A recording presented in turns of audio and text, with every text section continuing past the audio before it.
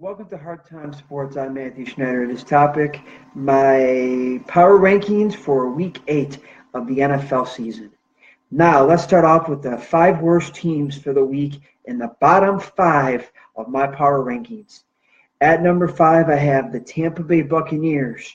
I picked them to make the playoffs this year. Thought Jameis Winston was going to play some good football this year and lead into the playoffs. But as of right now, the Tampa Bay Buccaneers are headed on a downward spiral. Now, let's go to number 4 of the worst teams for Week 8. The San Francisco 49ers. They're just a joke. They're a mess. But they did get some good news this week. They traded for a quarterback for New England. Jimmy Garoppolo, however you say his last name, is going to be their new quarterback. Probably not going to start his first week because he needs to know the playbook. But Jimmy will be their quarterback probably going forward in a couple weeks after he knows the playbook. So that's the good news. Bad news is a team, they're terrible.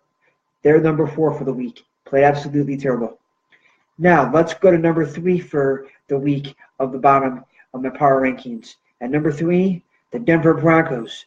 They've lost 3 straight games, and they benched Trevor Siemian. About time. But the problem is, they're starting Brock Osweiler, another crummy quarterback. They're benching one crummy quarterback and starting another. They're a complete mess. And they will go to lose 4 games in a row. You'll see later on. Now, let's go to number 2 for the week of Week 8 from my power rankings from last week's games. The Oakland Raiders, 2 up, 2 down, 2 up and down. I don't know where they're going to be. Derek Carr, one game, plays great. Next game, he plays bad. They played absolutely terrible against Buffalo last week, so they're at number 2 for the bottom.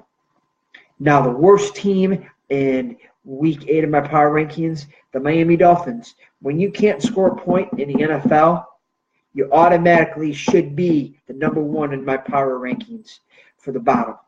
The worst team of the week, the Miami Dolphins. Terrible. They traded away their running back to the Eagles. They're not a very good team. I don't see them going anywhere. They're the worst team for the week. Now, on the other hand, let's go to the top 5 for the week.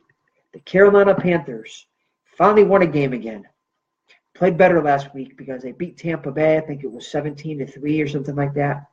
Absolutely beat the stuffing out of them, kicked their tail all over the game, all over the field. So Carolina at number 5. At number 4, Minnesota Vikings.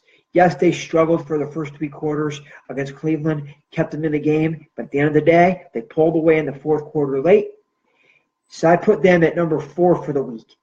At number 3 for the week of Week 8 from last week, I had the Buffalo Bills. They destroyed the Oakland Raiders 34-14 at home, and they got good news this week. They made a trade, and they got a wide receiver from the Carolina Panthers, Benjamin, the wide receiver from Carolina, as a new wide receiver to help their offense. They're at number 3. Now let's go to number 2. The Philadelphia Eagles for the week, Week 8. Great football team this year. The only questions I still have is your offensive line. Can they protect Carson Wentz without their offensive pro tackle? Jason Peters is out for the year. They're at number 2. And then let's go to my final tops for the week. The Baltimore Ravens. They shut out the Miami Dolphins. So they're the number 1 power rated team for Week 8. So those are my power rankings. Let's do a quick recap. In the bottom 5, from you had Tampa Bay at number 5, San Francisco at 4, Denver at 3, Oakland at 2, Dolphins at 1. Now let's go to the top 5. You had the Panthers at 5, Minnesota at 4, Buffalo at 3, Philadelphia Eagles at 2, and the Baltimore Ravens at 1. Those are my power rankings from the top and the bottom of Week 8 of the NFL. I'm Matthew. Enjoy the blog!